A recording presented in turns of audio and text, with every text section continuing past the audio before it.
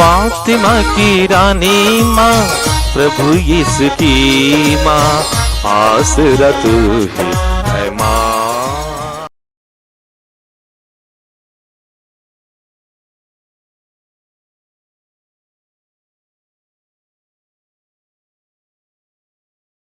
पहला पाठ थिस्सलुनीकियों के नाम संत पौलुस का पहला पत्र, अध्याय 4, पद संख्याएं 13 से 17 तक। भाइयों, हम चाहते हैं कि आप लोगों को मृतकों के विषय में निश्चित जानकारी हो। कहीं ऐसा ना हो कि आप उन लोगों की तरह शोक मनाएं जिन्हें कोई आशा नहीं है। हम तो विश्वास करते हैं कि यीशु मर गए और फिर जी उठे।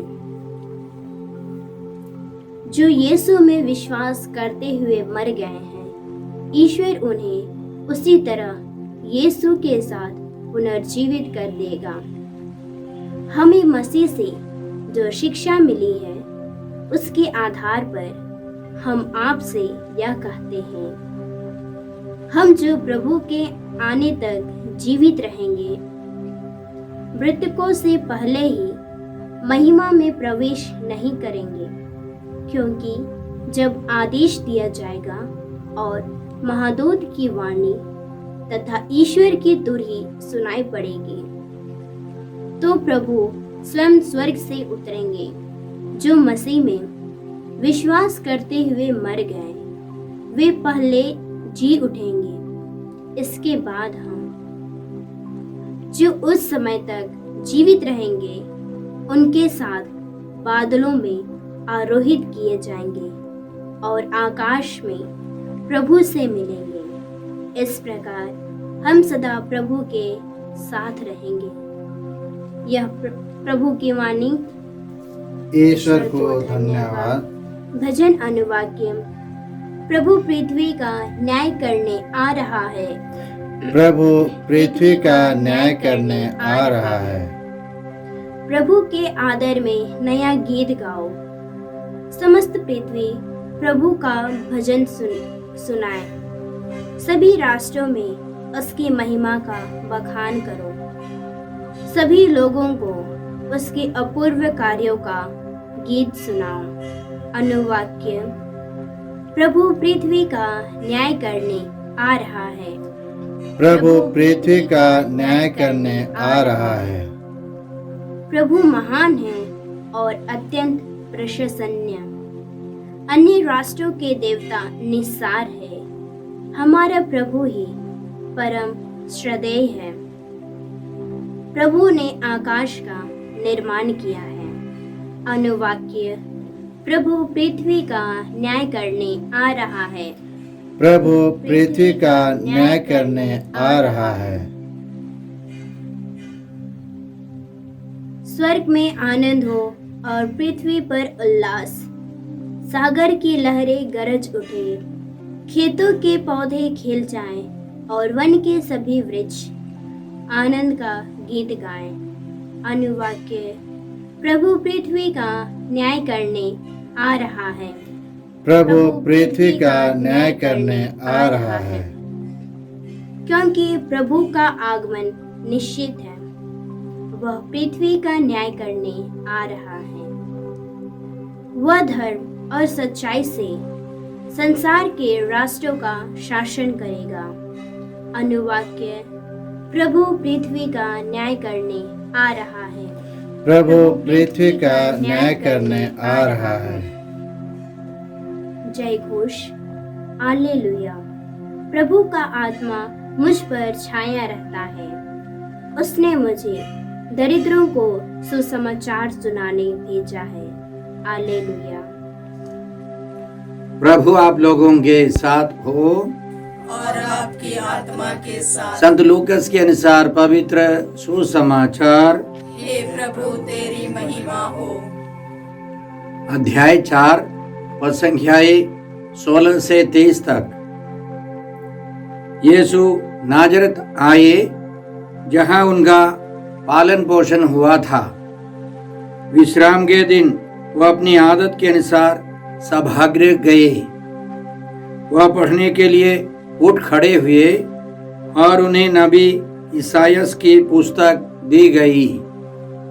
पुस्तक खोलकर यीशु ने वह स्थान निकाला जहां लिखा है, प्रभु का आत्मा मुझ पर छाया रहता है, क्योंकि उसने मेरा अभिषेक किया है। उसने मुझे भेजा है जिससे मैं दरिद्रों को सुसमाचार सुनाऊं, बंदियों को मुक्ति का और अंधों को दृष्टिदान का संदेश दूं, दलितों को स्वतंत्रता प्रदान करूं और प्रभु के अनुग्रह का वर्ष घोषित करूं। यीशु ने पुस्तक बंद कर दी और उसे सेवक को देखकर वह बैठ गए। सभागृह के सब लोगों की आंखें उन पर लगी हुई थी। तब वह उनसे कहने लगे, धर्म ग्रंथ का यह कथन आज तुम लोगों के सामने पूरा हो गया है। सबों ने उनकी प्रशंसा की। वे उनके मनोहर शब्द सुनकर अचंभे में पड़ गए और कहने लगे, क्या यह योसेफ का बेटा नहीं है? यीशु ने उनसे कहा, तुम लोग निश्चय ही मुझे यह कहावत सुना दोगे, वैद्य अपना ही इलाज करो। कफरनाहूम में जो कुछ हुआ है हमने उसके बारे में सुना है, वह सब अपनी मातृभूमि में भी कर दिखाइए। फिर यीशु ने कहा, मैं तुमसे कहे देता हूँ, अपनी मातृभूमि में नबी का स्वागत नहीं होता।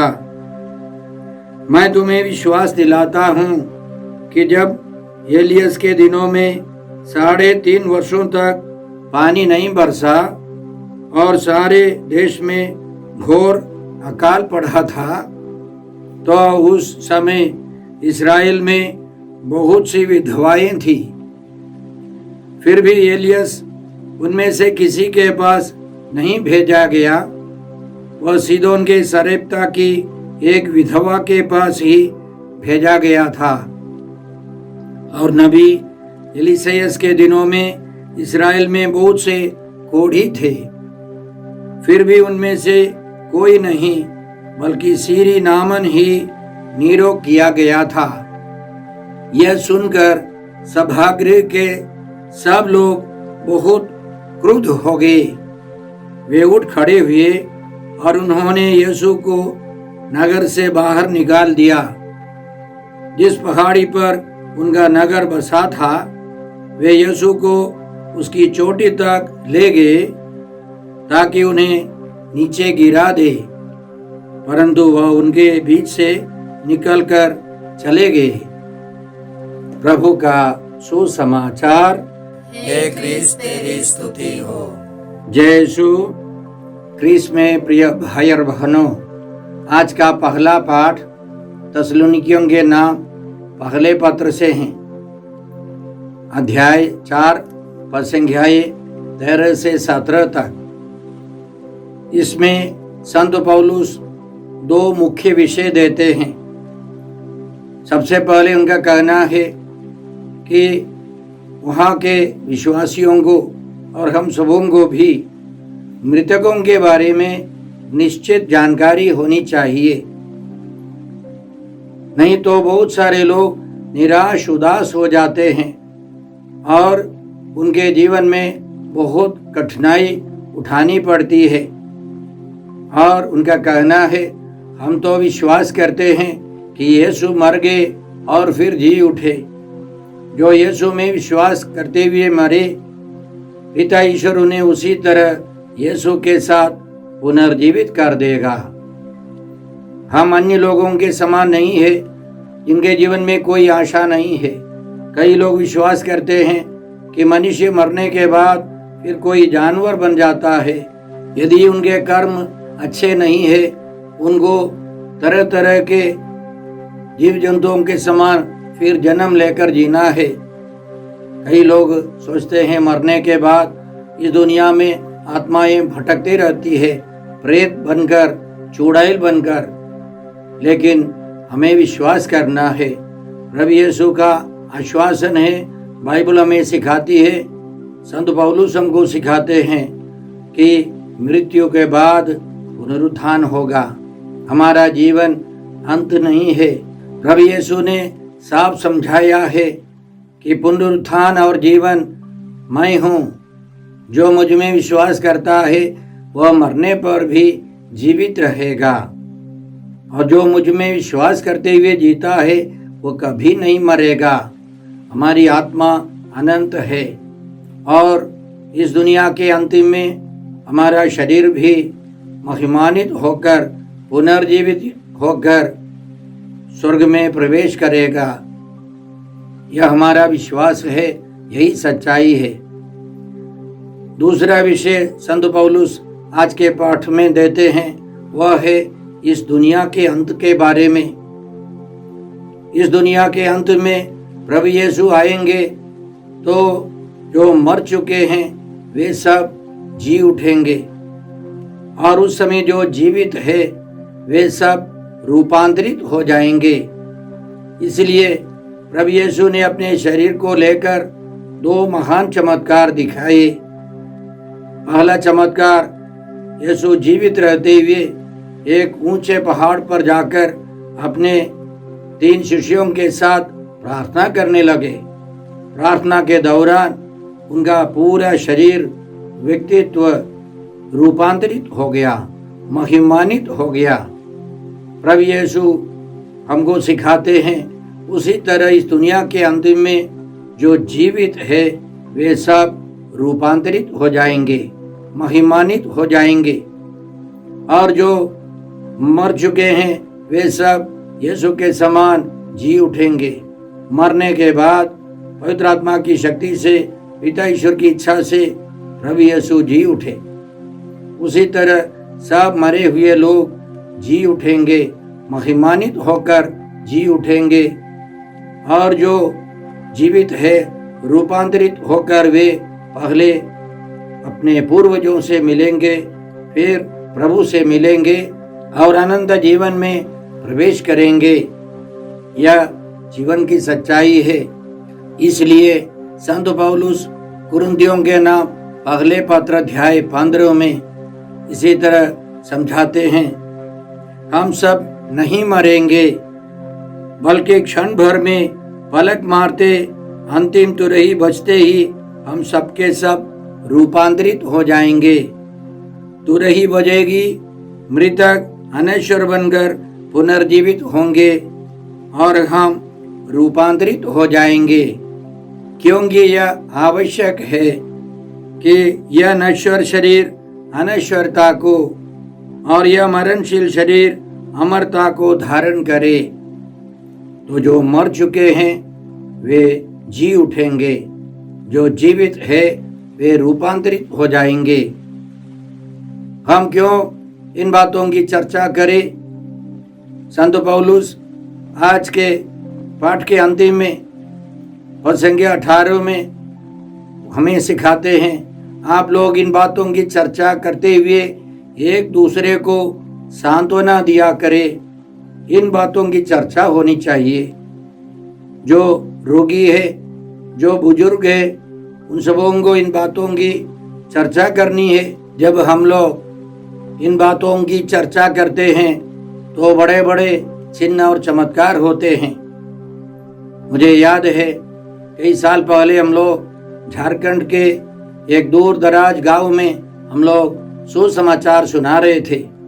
तो एक फादर पहले प्रवचन में यही सुना रहे थे, इन बातों की चर्चा कर रहे थे। 1 घंटे के बाद एक महिला मंच के पीछे आकर हमसे मिलकर कहती है, मेरी नाक में एक गिल्टी थी, वह बढ़ रही थी, दर्द कर रहा था, अब नहीं है, वह गायब हो गई है। इसलिए हम लोग इन महान रहस्यों पर चर्चा करें, मनन करें। आज के सुसमाचार में हमने सुना कि प्रभु यीशु अपने गांव गए, अपनी आदत के अनुसार वे सभागृह गए और उन्होंने नबी इसायास का पुस्तक खोलकर अपने कार्यक्रम की घोषणा की।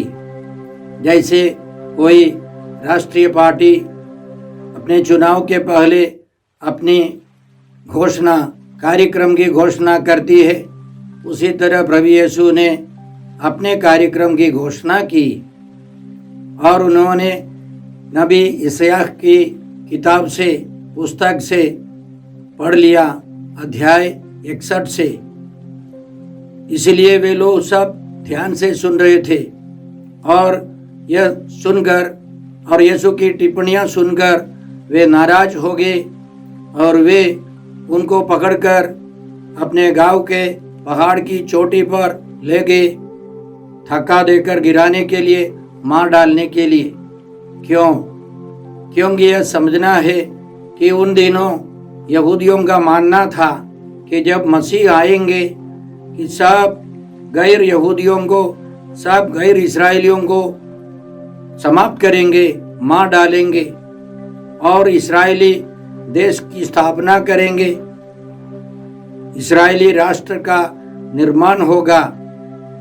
तीसरा, उनका मानना था कि मूसा का नियम सभी लोगों के लिए लागू होगा, मूसा की संहिता संसार भर के सभी लोगों को मानना होगा।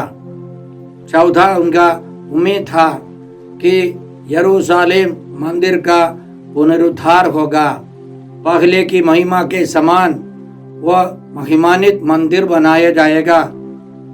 लेकिन प्रभु यीशु ने मंदिर के बारे में भविष्यवाणी की, इसका विनाश होगा, पत्थर पर पत्थर नहीं रहेगा। मूसा के नियम कानून के बारे में प्रभु यीशु ने साफ समझाया। तुम लोगों ने सुना है कि कहा गया है मूसा के द्वारा, लेकिन मैं तुमसे कहता हूँ अधिकार के साथ आखिरी ईश्वर का नियम, ईश्वर की योजना मूसा के नियम से आगे बढ़कर प्रभु यीशु अपना नियम देते हैं। और साथ साथ यशायाह नबी के ग्रंथ के अध्याय 61 से यीशु ने एक मुख्य मुद्दा छोड़ दिया। वह इस प्रकार है, ईश्वर के प्रतिशोध का दिन घोषित करूं। यीशु ने जानबूझकर ईश्वर के प्रतिशोध का वह विषय छोड़ दिया, क्योंकि प्रभु यीशु पापियों को बचाने के लिए आए हैं। ईश्वर चाहता है कि सबों की मुक्ति हो, इसलिए प्रभु यीशु ने 2 उदाहरण दिए। पहला, एलिया के समय बहुत सारे लोग भूखे प्यासे थे, अकाल था, पानी नहीं बरस रहा था और एलिया को ईश्वर ने सरेप्ता में भेजा, एक गैर यहूदी इलाके में। वहाँ एक महिला, एक विधवा के साथ नबी रहा और तीनों को भोजन मिलता रहा। साथ साथ नबी ने उस महिला के बेटे को चंगा कर दिया, जीवन दान दिया। और इसी तरह एलीशा के समय, नबी एलीशा के समय सीरी नामान चंगा हो गया, वो कोढ़ी था। इस्राएल में बहुत सारे कोढ़ी थे, लेकिन ईश्वर ने एक गैर यहूदी कोढ़ी को चंगा किया। यीशु सबों की चंगाई के लिए आए हैं। यह सुनकर वे लोग बहुत क्रुद्ध हो गए और यीशु को मार डालना चाहते थे, लेकिन यीशु उनके हाथ से निकल गए। भाई और बहनों, हमें समझना है ईश्वर सबों की मुक्ति चाहता है। हम किसी को दोष नहीं लगाए, दूर नहीं रखे। सभी मनुष्य, संसार भर के सभी मनुष्य ईश्वर की योजना में इस दुनिया में रहते हैं। ईश्वर चाहता है सभी मनुष्य प्रभु यीशु के द्वारा मुक्ति पाए, स्वर्ग पहुंच जाए। इसलिए हम प्रभु को धन्यवाद देते हैं इस मुक्ति योजना के लिए, और हमारा कर्तव्य है कि हम अपने जीवन में यह लागू करें। हम प्रार्थना करें। हे अब्बा पिता, हे प्रभु यीशु, हे पवित्र आत्मा ईश्वर, आज के सारे पवित्र वचनों के लिए हम तुझे धन्यवाद देते हैं और प्रार्थना करते हैं कि हम सब प्रभु यीशु की इच्छा और नियम के अनुसार जीवन बिताए, ईश्वर की संतान बने, सभी लोग ईश्वर की संतान बनकर स्वर्ग पहुंच जाए। हम यह प्रार्थना करते हैं प्रभु क्रिस्त के द्वारा। हमारे प्रभु यीशु क्रिस्त की कृपा, ईश्वर का प्रेम और पवित्र आत्मा का साहचर्य आप सबों को प्राप्त हो। आमीन।